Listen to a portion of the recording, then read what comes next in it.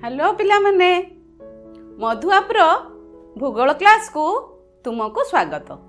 अच्छा पिला मने आगରୁ तुमे पढ़ीच नदी विषय रे। अच्छा केते मने रखीच देखिबा कहिला देखी भारतर बृहत्तम नदीर नाम कौन? हाँ पढ़ीच ताहले नहीं। हाँ भारतर बृहत्तम नदीर नाम गंगा नदी। हाँ अच्छा कहिल माजोली द्वीप केउ नदी रे सृष्टि होईची? माजोली द्वीप केउ नदी रे सृष्टि होईची? हाँ पिला पाठ पढ़ी आउ ना। हाँ ब्रह्मपुत्र नदी रे सृष्टि होईची। ताहले आज आमे आउ टिके अधिक पढ़िबा देखिबा जे भारतर नदीर अर्थनीति रे नदीर भूमिका। अर्थनीति रे नदी गुड़िकर भूमिका। नदी आमर कौन काम रे आसुची बा अर्थनीति रे आमर कौन सहाय्य करछि? देख मानव सभ्यतार अभ्युदय और विकासर नदी गुड़िक अत्यंत गुरुत्वपूर्ण भूमिका निर्वाह करछन्ती। नदीर जल मौलिक प्राकृतिक संबल जद्वारा मनुष्यर अनेक आवश्यकता पूर्ण करिथाए। तेणु नदी कूल रे प्रथमे जनबसति गढ़ी उठिथिला। आज से गुड़िक विशाल नगर रे परिणत। प्रथमे नदी पठारे ही आमर सभ्यता गढ़ी उठिथिला। सभ्यता अर्थ प्रथमे मनीष माने जाजाबर आकार रे बुलुथुले एणे तेणे। जेतेबेले चाष बास शिखिले से माने गोटे पाखे रहिया चेष्टा कले। तेणु को जगहटा से माने बाछिले? साधारणतः नदी पठा को से माने बाछिले। काहींकि ना नदीर मधुर जल तांकर व्यवहार हबो, चाष जमी हबो, पशु पक्षी मानकर गृहपालित पशु गुड़िक से व्यवहार रे आसीबो। तेणु नदी पठाटा को से माने बाछिले। अतीत रे जेते सभ्यता गढ़ी उठिची से सभ्यता गुड़िक मध्य नदी पठारे आमे देखिया को पाइचु। जेमिति देख इंडस वैली सिविलाइजेशन बा सिंधु नदीर सभ्यता आमे पढ़ीचु इतिहास रे। हरप्पा मोहनजोदारो एई जो सभ्यता प्रथमे भारतर एई जो सिंधु नदी देखुच सिंधु नदी तटरे गढ़ी उठिथिला। तेणु सेपरी नील नदीर सभ्यता इजिप्टर नील नदीर सभ्यता प्रथमे नील नदी कूल रे ही गढ़ी उठिथिला। सेमती अनेक सभ्यता अछि। मेसोपोटामिया सभ्यता टाइग्रिस यूफ्रेटिस नदी कूल रे गढ़ी उठिथिला। नदी को सभ्यतार एंतुड़ी शाल बोली कुहा जाए। एंतुड़ी शाल कोन?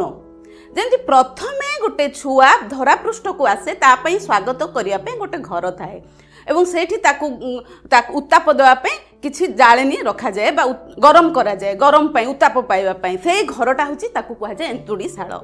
से प्रथमे तार पृथ्वी धरा पृष्ठ रे तार जीवन आरंभ कला। ठीक सेमिति एई नदी पठा होची मानव सभ्यतार एंतुड़ी शाल।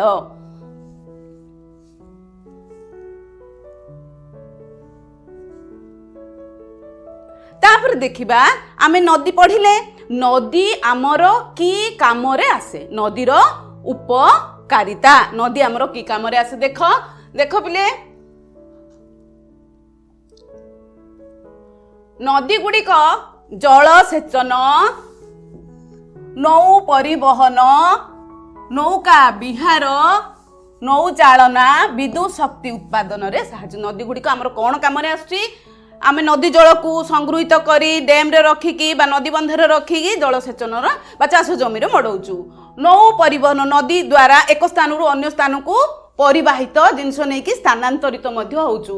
नौका विहार नदी रे आमे नौका विहार मध्य करि पारचु। नौचालना जल विद्युत शक्ति उत्पादन इलेक्ट्रिसिटी सेथरु उत्पन्न करचु। नदी आमर कोन काम रे आसे? ता छडा आउ कोन देख पिले जीविकार अन्य एक पंथा भावे मत्स्य ग्रहण माछ संग्रह करिबा ओ धारण एवं शिल्प क्षेत्र गुड़ी को पानी जगाए। जो कलकारखाना गढ़ी उठी ताहा चलवा एई नदी ही जल से माने ग्रहण करती। तेणु शिल्पायन मध्य नदी साहाय्य करे। देख पिले शिल्पायन बड़ बड़ कलकारखाना हिची नदी जल से माने नेकी व्यवहार करचंती। सेमती जल सेचन चाष जमी रे जल केनाल साहाय्य रे मडा जाउची। जल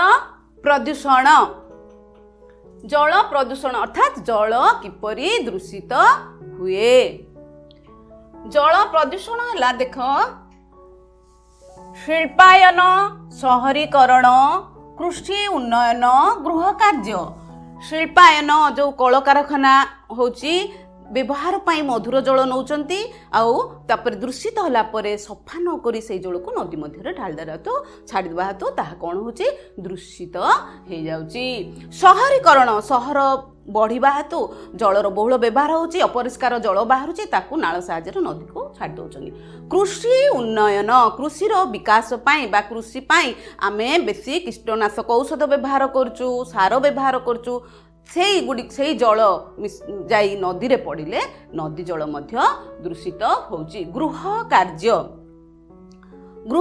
पाई जो जल व्यवहार करचु मैला जल बाहरी के ताकू मध्य आमे नदी रे छाड़ जा फल रे नदी जल दूषित हो जाउची देख पिले नदी रे केते गुडी आवर्जना सब पड़ची मधुर पानी नदी केमती सब दूषित हो जाइए सेमती शिल्पायन आमे पढ़ी शिल्पायन रु पानी आमे नहीं गले भल पानी एवं खराब जल आमे कौन कले नदी मध्य को छाड़ीदेले या फल अधिक रु अधिक जल नदी को निष्कासित होची जद्वारा नदीर जल प्रवाहर परिमाण ह्रास पाउची अर्थात नदी रु आमे शिल्प पाई कृषि पाई बेसी जल नहीं गलु नदीर जल कम रहिला आ सेथिरे आमे मैला जल देदेलु फल रे कौन होची नदी जल दूषित हो जाउची अपर पक्षरे नर्दमा जल और शिल्प गुड़िकर बाहरुथबा वर्ज्य वस्तु अपरिष्कार जल नदीर धारारे मिशुथबारु नदी जल प्रदूषित होउची एहा द्वारा नदी तार निज जलधारा को परिष्कृत करिवार क्षमता हराउछि अर्थात गोटे नदी तारे जल पूर्ण थिले अपरिष्कार जल पड़िले मध्य से सफा करिवार क्षमता ता निकटरे अछि 20 किलोमीटर पर्यंत से सफा कर दे पारिबो किंतु सेथुरु आमे जल नै गलु कोन पई ना चाष पई शिल्प पई सब नै गलु फल रे कोन होला से जल आ सेथिरे नाही कम परिमाण र अछि आ मैला जल ता भितर पड़ी गला तो जल दूषित हो गला उदाहरण स्वरूप गंगा नदी जल प्रवाह उपयुक्त परिमाण हेले कौन से एक बड़ सहर 20 किमी पर्यंत जल को स्वच्छ और परिष्कार रखिबार क्षमता नदीर अछि मात्र क्रमवर्धिष्णु सहरीकरण और शिल्पायन द्वारा संभव होनी जेहेतु सहर बढ़ी जाइए कल कारखाना बढ़ी जाइए जल बहुत व्यवहार होची खराब जल ता भितर आमे भर्ती करछु तेणु नदी जल दूषित हो जाउची तापर आमे पढ़िबा ओडिसा रे प्रभावित हेउथुबा नदी ओडिसा रो नदी समूह ओडिसा रो नदी समूह ओडिसा रो समस्त नदी उपनदी मालभूमि उपद्वीप समस्त नदी उपद्वीप एवं मालभूमि किंबा यार अंश विशेष उत्पत्ति कौठु सृष्टि अच्छा उपद्वीप एवं मालभूमि उपद्वीप कौन आमे पढ़ीचे उपद्वीप कौन जे द्वीप है साधारणतः गोटे मझिरे स्थल भाग चारिपटे जल भाग एबे कौन अच्छी उपद्वीप देख तीन पटे जल अच्छी मझिरे गोटे स्थल भाग यही अंचल है आमर ओडिशा यही अंचल रे जल आमर नदी उत्पत्ति एटा हूँ आमर ए अंचलटा हूँ पूर्व घाट पर्वतमाला आउ सबु नदी जो सृष्टि होती कौटी पड़ी ना बंगोपसागर यहाँ है बे ऑफ बेंगाल लिखाई देख यहाँ है बंगोपसागर नदी गुड़िक चिरस्रोता किंबा वर्ष सारा सुनाव्या नुह नदी गुड़िक चिरस्रोता सबु बेले नदी रे पानी रुहे नाही आ फल सुनाव्या नुह सबु बेले नौचालन हुए नाही अधिकांश नदी समुद्र रे पड़िबा पूर्वरु विस्तीर्ण त्रिकोण भूमि नदी जो समुद्र कूल निकट समुद्र रे पड़े तार मुहाण रे त्रिकोण भूमि सृष्टि करे ताहले देखिबा ओडिसा रो कोन कोन नदी हैला महानदी ब्राह्मणी बैतरणी बुढ़ाबलंग ऋषिकुलिया इत्यादि बड़ बड़ नदी बुझल वंशधारा इत्यादि बड़ बड़ नदी देख पिले ए जो ब्लू गार गुड़िक देखुच ना एटा महानदी है ब्राह्मणी एमती सब जो गार अच्छी यहाँ आमर ऋषिकुलिया ए जो ब्लू गार दीर्घ बड़ बड़ गार देखुच सेगुड़ा सब ओडिशार बड़ बड़ नदी ब्राह्मणी एटा हूँ सुवर्णरेखा बुझल ए सब नदी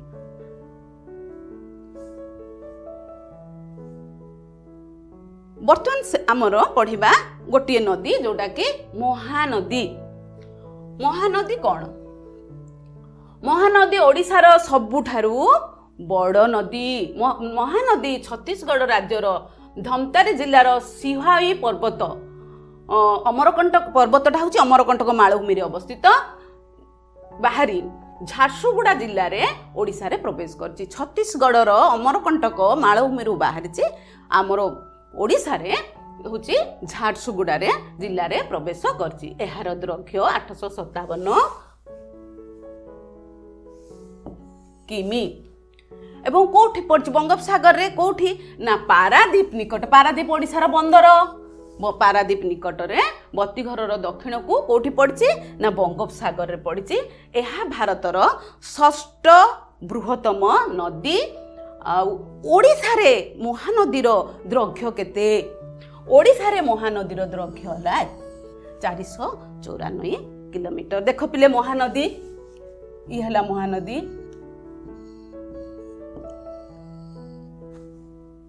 ये बंगोपसागर बुझल। दीर्घपथ अतिक्रम कला परे बंगोपसागर रे पड़िछि। अच्छा महानदी गतिपथ रे सातकोशिया गंड कौन? सात गंड माने बड़ बड़ गभीर स्थान बा खाल अंचल। सातकोशिया गंड कौन देखिबा?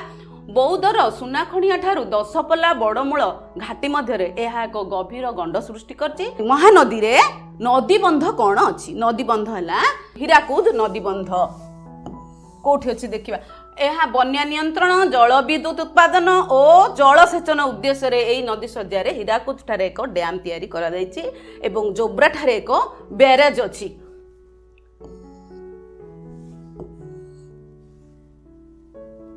एथिरो केनाल खोला जाई त्रिकोणभूमि अंचल रे जलसेचन करा जाउछि। अच्छा महानदीर गतिपथरे संबलपुर ठारे हीराकुद नदीबंध योजना हेछि। भारत जेतल प्रथम स्वाधीन होला से समय यह मूल दिया दिया आ 1957 रे यह कार्यकारी होता। आमर प्रथम प्रधानमंत्री जवाहरलाल नेहरू आपको उद्घाटन करथिले। आ एहा द्वारा कौन होछि लाभ कौन ना बन्या को नियंत्रण करा जाई पारछि, जल विद्युत उत्पादन हो पारछि, जलसेचन मध्य होछि। हैना ए देख महानदी डैम जल संग्रह होछि। त्रिकोणभूमि जे नदी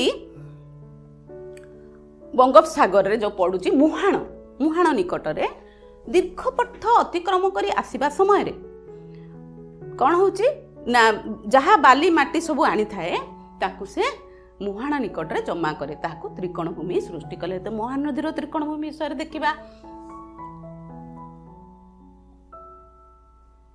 कटक ठारू एई नदीर त्रिकोणभूमि आरंभ होईची। निम्न सज्जार अनेक शाखा नदी विभक्त होइछि। सेगुड़िक मध्य काठजोड़ी, कुआखाई, विरूपा, देवी, दया, भार्गवी। त्रिकोणभूमि कोठी अछि ना कटक ठारे त्रिकोणभूमि आरंभ होइछि एवं शाखा नदी एथुरु बाहरी त्रिकोणभूमि निकटरे नदी एक धारारे जाई पारे नाही। तेणु अनेक अंचल को अनेक छोट छोट नदी रे विभक्त हुए ताकू कुआ जाए शाखा नदी। महानदीर शाखा नदी कौन? महानदीर शाखा नदी है काठजोड़ी, कुआखाई, विरूपा, देवी, दया, भार्गवी। एहार उपनदी ए नदी को किए ओडिशा रे जल जोगाए सी है तेल आउ इब। ए दुईटी मुख्य उपनदी। देख त्रिकोणभूमि ये है आमर बंगोपसागर आनीथिबा पटुमाटी जमा है गोटे त्रिकोणभूमि सृष्टि होइछि। नदी केते गुड़िए छोट छोट धारा रे विभक्त होइछि जो विरूपा, कुआखाई इत्यादि धारा रे विभक्त।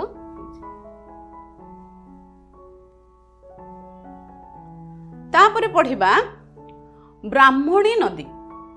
द्वितीय प्रथम बृहत्तम महानदी पढ़िले ओडिशार, द्वितीयटा पढ़िबा ब्राह्मणी।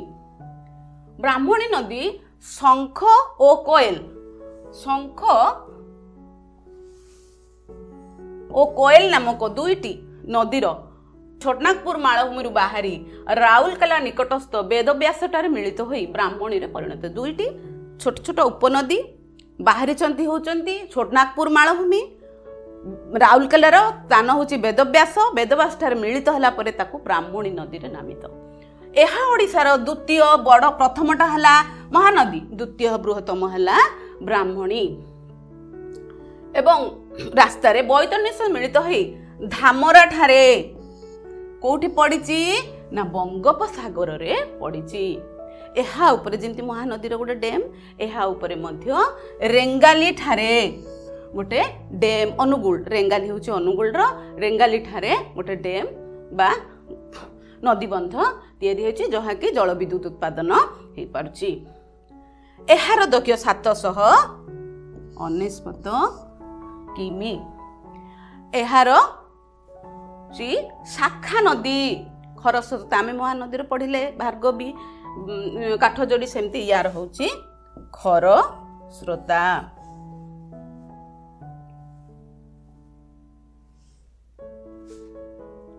ବ୍ରାହ୍ମଣୀ ନଦୀ ଦେଖିଲେ, ଶଙ୍ଖ କୋଏଲ ଦେଖିଥିଲେ, ଶଙ୍ଖ ଆଉ କୋଏଲ ଦେଖ, ଏଇଟା ହେଲା ଶଙ୍ଖ କୋଏଲ, ଏ ଦୁଇଟା ମିଶିଗଲା ପରେ, ଦୁଇଟା ନଦୀ ମିଶିଲା ପରେ ଦେଖ ବ୍ରାହ୍ମଣୀ ନଦୀ ହେଲା। এইটা হচ্ছে রেঙ্গালি প্রজেক্ট, রেঙ্গালি ড্যাম, বুঝিল। এইটি পুনি আমার বে অফ বেঙ্গল বঙ্গোপসাগরে পড়িছি। ইয়ে পুনি রেঙ্গালি ড্যাম্র প্রজেক্টটা দেখ, রেঙ্গালি ড্যাম কথা মু তোমাকে কহিলি, এটা হচ্ছে রেঙ্গালি ড্যাম। তারপরে পড়িবা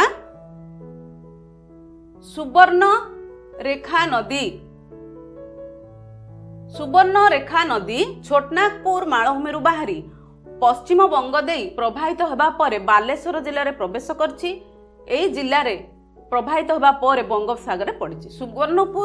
ସୁବର୍ଣ୍ଣରେଖା ନଦୀ ଛୋଟନାଗପୁର ମାଳଭୂମି, ଝାଡ଼ଖଣ୍ଡ, ଛୋଟନାଗପୁର ମାଳଭୂମିରୁ ବାହାରିଲା, ପଶ୍ଚିମବଙ୍ଗ ପ୍ରବାହିତ ହେଲା, ପୁଣି ଓଡ଼ିଶାରେ ବାଲେଶ୍ୱର ନିକଟରେ ପ୍ରବେଶ ହେଲା। ହେଲେ ତିନୋଟି ରାଜ୍ୟ, ଝାଡ଼ଖଣ୍ଡ, ଓଡ଼ିଶା, ପଶ୍ଚିମବଙ୍ଗ, ଏହି ଜିଲ୍ଲାରେ ପ୍ରବାହିତ ହେବା ପରେ ବଙ୍ଗୋପସାଗରରେ ପଡ଼ିଛି। ଏହାର ଦୈର୍ଘ୍ୟ 433। ଦେଖ ସୁବର୍ଣ୍ଣରେଖା ନଦୀ, ଛୋଟନାଗପୁର ମାଳଭୂମି, ଇଏ ହେଉଛି ସୁବର୍ଣ୍ଣରେଖା, ବାଟରେ ଛୋଟ ଛୋଟ ଉପନଦୀ, ଏଇଟା ହେଉଛି ବେ ଅଫ୍ ବେଙ୍ଗାଲ ବା ବଙ୍ଗୋପସାଗର।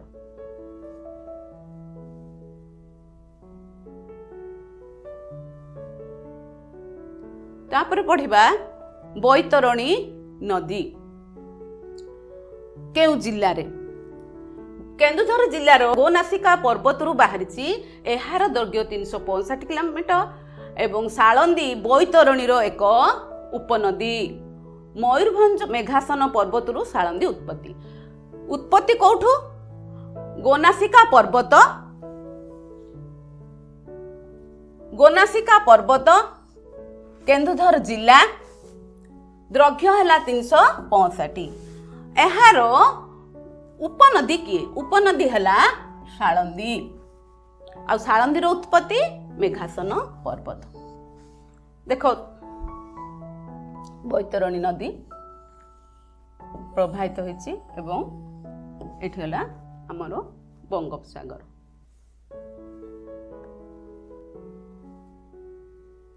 ବୁଢ଼ାବଳଙ୍ଗ। ବୁଢ଼ାବଳଙ୍ଗ ମୟୂରଭଞ୍ଜ ଜିଲ୍ଲାର ଶିମିଳିପାଳ ପାହାଡ଼ରୁ ଉତ୍ପତ୍ତି ଲାଭ କରି ମୟୂରଭଞ୍ଜ ଓ ବାଲେଶ୍ୱର ଜିଲ୍ଲା ମଧ୍ୟ ଦେଇ ପ୍ରବାହିତ ହେବା ପରେ ସମୁଦ୍ରରେ ପଡ଼ିଛି। କୋଉଠୁ ଉତ୍ପତ୍ତି ହେଇଛି ନା ଶିମିଳିପାଳ। ଶିମିଳିପାଳ ପାହାଡ଼ରୁ, ମୟୂରଭଞ୍ଜର ଶିମିଳିପାଳରୁ ବାହାରିଛି ଏବଂ ମୟୂରଭଞ୍ଜ ଓ ବାଲେଶ୍ୱର ଜିଲ୍ଲା ମଧ୍ୟ ଦେଇ ପ୍ରବାହିତ ହେଇଛି।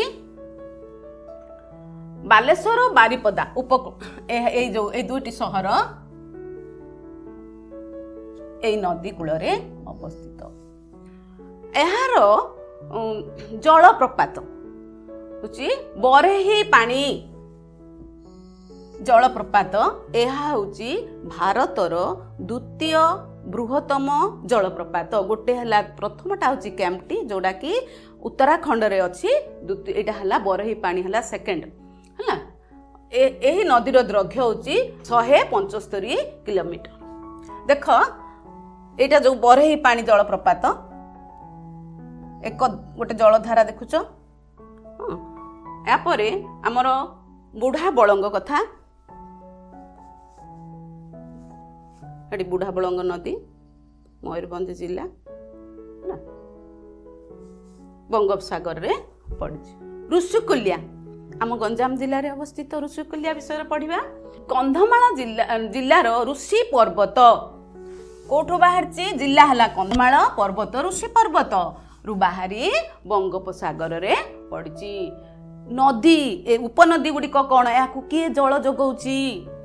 ଧନେଇ, ବଡ଼ ନଦୀ, ବାଘୁଆ ଏହାର ଉପନଦୀ। ଆଉ ବଡ଼ ଦିଟା ନଦୀ ହେଲା ବଡ଼ ନଦୀ ଆଉ ବାଘୁଆ, ଏ ଦିଟା ହେଉଛି ତାର ବଡ଼ ଉପନଦୀ।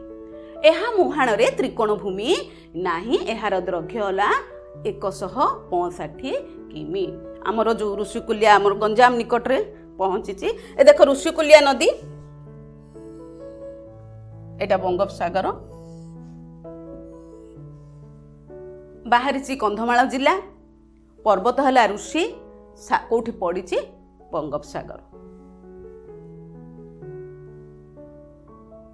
ବଂଶଧାରା ନଦୀ, ଆଉ ଗୋଟେ ନଦୀ ପଢିବା। ବଂଶଧାରା ନଦୀ କୋଉଠୁ ବାହାରିଛି? କଳାହାଣ୍ଡି ଜିଲ୍ଲା ପାର୍ବତୀରୁ ବାହାରିଛି। କୋଉଠି? ଓଡ଼ିଶା ଦଉଛି ଆନ୍ଧ୍ରପ୍ରଦେଶ ପ୍ରବେଶ କରିଛି। ଏହାର ଦୈର୍ଘ୍ୟ 230 କିମି। ଏହା ଆନ୍ଧ୍ରପ୍ରଦେଶର କଳିଙ୍ଗପଟନମ୍ ଠାରେ ସମୁଦ୍ରରେ ପଡ଼ିଅଛି। ଏହାର ଉପନଦୀ ମହେନ୍ଦ୍ରତନୟା। ମହେନ୍ଦ୍ରତନୟା କୋଉଠୁ ବାହାରିଛି? ନା ମହେନ୍ଦ୍ରତନୟା ମହେନ୍ଦ୍ରଗିରି ପର୍ବତର ନା ପର୍ବତରୁ ବାହାରିଛି, ବଂଶଧାରା ସହିତ ମିଳିଛି। ହେଲେ ଉତ୍ପତ୍ତି କୋଉଠି? ନା କଳାହାଣ୍ଡି ଜିଲ୍ଲା। କଳାହାଣ୍ଡି ଜିଲ୍ଲାରୁ ବାହାରିକି ଓଡ଼ିଶାର ଉତ୍ପତ୍ତି ଏବଂ ଆନ୍ଧ୍ରରେ ଦିଟା ରାଜ୍ୟ ଆନ୍ଧ୍ରରେ ପ୍ରବେଶ କରିଛି। ଆଉ ଉପନଦୀ ହେଲା ମହେନ୍ଦ୍ରଗିରି। ମହେନ୍ଦ୍ରତନୟା ନଦୀ ଉତ୍ପତ୍ତି, ମହେନ୍ଦ୍ରତନୟାଟା ମହେନ୍ଦ୍ରଗିରିରୁ ଉତ୍ପତ୍ତି।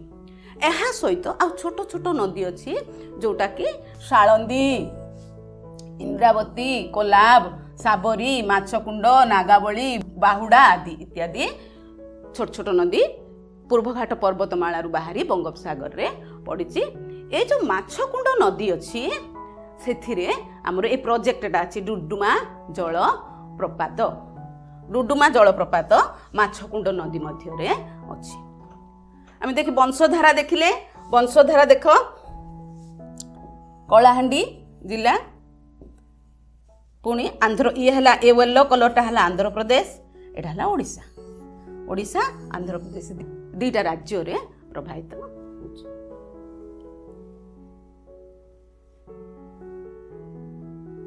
ଓଡ଼ିଶାର ହ୍ରଦ ବିଷୟରେ ପଢ଼ିବା।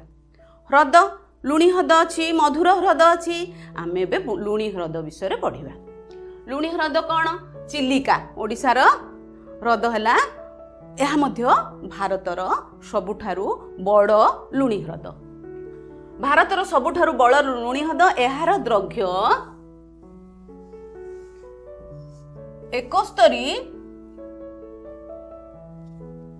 71 କିଲୋମିଟର, ପ୍ରସ୍ଥ 32 କିଲୋମିଟର। ଏହାର କ୍ଷେତ୍ରଫଳ ସମୟ ଅନୁସାରେ 780 ବର୍ଗ କିମି ମଧ୍ୟରେ ସୀମିତ। ଅର୍ଥାତ୍ ସମୟ ଅନୁସାରେ ଚିଲିକା ଧୀରେ ଧୀରେ ସଂକୁଚିତ ହେବାକୁ ଲାଗୁଛି, କାରଣ ବିଭିନ୍ନ ପ୍ରକାର ଯେଉଁ ମଇଳା ଜମି ବା ପଡ଼ୁଛି ତା ମଧ୍ୟରେ, ତା ଦ୍ୱାରା ସିଏ ଧୀରେ ଧୀରେ ସଂକୁଚିତ ହେବାକୁ ଲାଗୁଛି।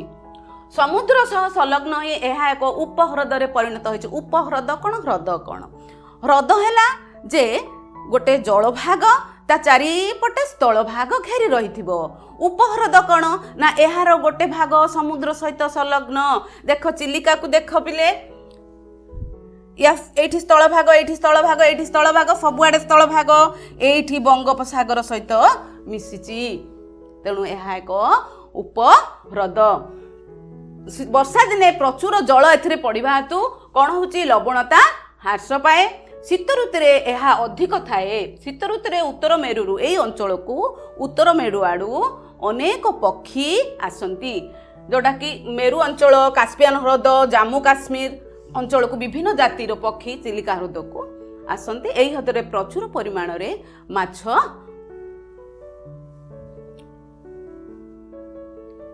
ହ୍ରଦ ମଧ୍ୟସ୍ଥ ପାହାଡ଼। ହ୍ରଦ ମଧ୍ୟସ୍ଥ ପାହାଡ଼, ଚିଲିକା ହ୍ରଦ ମଧ୍ୟରେ କ'ଣ କ'ଣ ସବୁ ପର୍ବତ ରହିଛି ଦେଖ। ପାରିକୁଦ, ମାଲୁଦ, କାଳିଜାଇ ଇତ୍ୟାଦି ପାହାଡ଼ ବା ପର୍ବତ ରହିଛି। ଏଇ ଯେଉଁ କାଳିଜାଇ ପାହାଡ଼ ଅଛି, କାଳିଜାଇରେ କାଳିଜାଇ ମା କାଳିଜାଇଙ୍କର ମନ୍ଦିର ମଧ୍ୟ ଅଛି।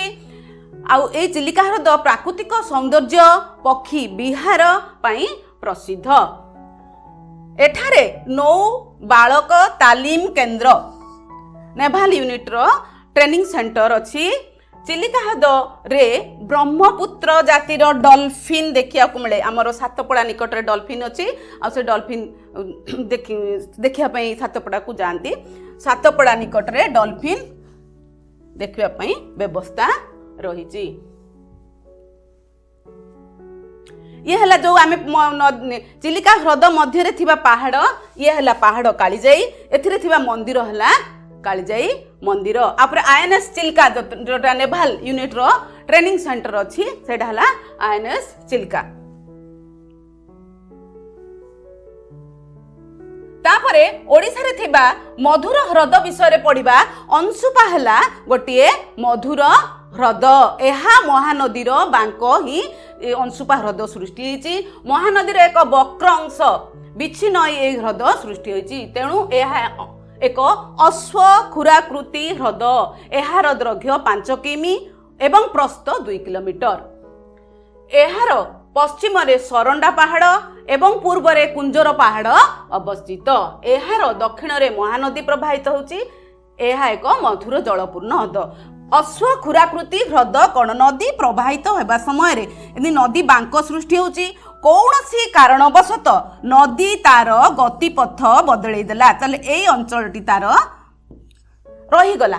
ଏଇ ଅଞ୍ଚଳରେ ଜଳ ସଞ୍ଚିତ ହେଲେ ଏହା ଦେଖିବାକୁ ଅଶ୍ୱର ଖୁରା ପରି, ଅଶ୍ୱ ଯେମିତି ଏମିତି ବଙ୍କା ହେଇଥାଏ, ତେଣୁ ଅଶ୍ୱର ଖୁରା ପରି ଆ ନାଁଟା ହେଲା ଅଶ୍ୱକ୍ଷୁରାକୃତି ହ୍ରଦ। ମହାନଦୀର ଅଶ୍ୱକ୍ଷୁରାକୃତି ହ୍ରଦ ହେଉଛି ଅଂଶୁପା। ଏଠି ମଧୁର ଜଳପୂର୍ଣ୍ଣ ମଧୁର ହ୍ରଦ, ମାଛ ପାଇଁ ପ୍ରସିଦ୍ଧ, ମାଛ ଧରାଯାଏ ଏବଂ ପର୍ଯ୍ୟଟନ କେନ୍ଦ୍ର ମଧ୍ୟ।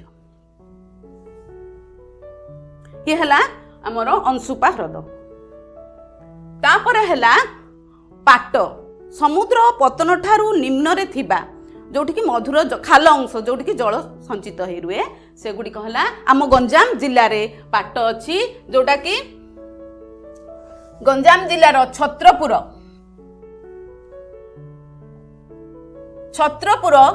ନିକଟରେ ଏକ ହ୍ରଦ ଅବସ୍ଥିତ। ଏହା ମଧୁର ଜଳପୂର୍ଣ୍ଣ ହ୍ରଦ। ଏହାର ଦୈର୍ଘ୍ୟ 4 କିମି ଏବଂ ପ୍ରସ୍ଥ ଅଧା କିଲୋମିଟର। ତାମ୍ପରା ହ୍ରଦ ଗଞ୍ଜାମ ଜିଲ୍ଲାର ଛତ୍ରପୁର ନିକଟରେ ଅବସ୍ଥିତ। ଆଚ୍ଛା ପିଲେ, ଆମେ ଯାହା ପଢ଼ିଲେ କ'ଣ ଆଜି ସବୁ ଶିଖିଲେ ଦେଖିବା। ଆମେ ଯେତିକି ପଢ଼ିଲେ କ'ଣ ଶିଖିଲେ?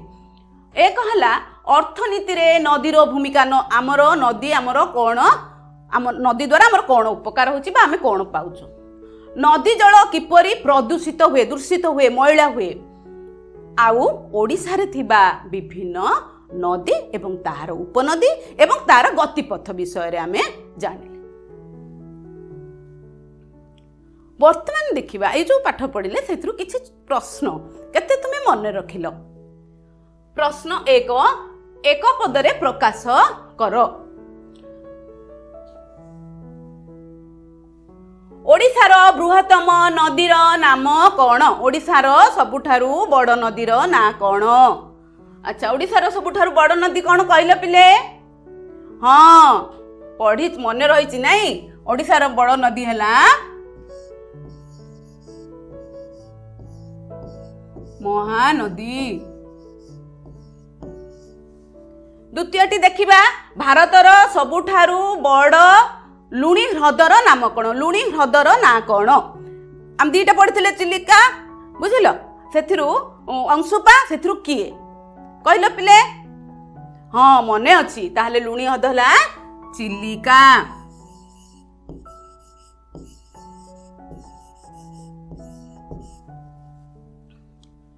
ସୁବର୍ଣ୍ଣରେଖା ନଦୀ କେଉଁ ମାଳଭୂମିରୁ ଉତ୍ପତ୍ତି ଲାଭ କରିଛି? ସୁବର୍ଣ୍ଣରେଖା ନଦୀ କେଉଁ ମାଳଭୂମିରୁ ଉତ୍ପତ୍ତି ହେଇଛି କହିଲ ପିଲେ? ହଁ, କ'ଣ? ଛୋଟ ନାଗପୁର ମାଳଭୂମି।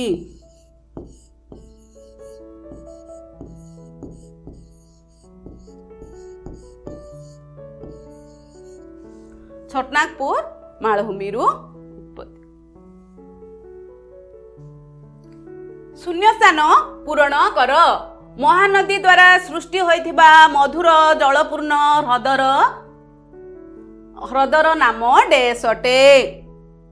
ହଁ, ଅଂଶୁପା।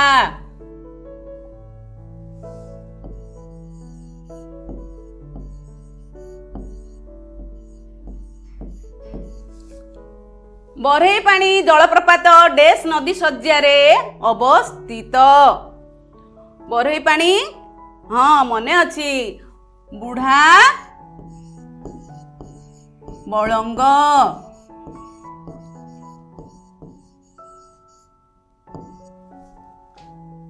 ନଦୀ ଉପତ୍ୟକାକୁ ସଭ୍ୟତାର ଡେସ୍ କୁହାଯାଏ? ନଦୀ ଉପତ୍ୟକାକୁ ସଭ୍ୟତାର ଡେସ୍ କୁହାଯାଏ କହିଲ ପିଲେ? ହଁ,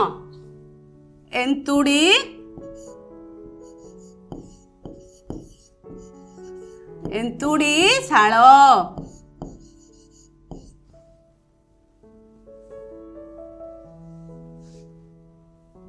ତାହେଲେ ପିଲାମାନେ ଆଜି ପାଇଁ ଏତିକି। Bye bye.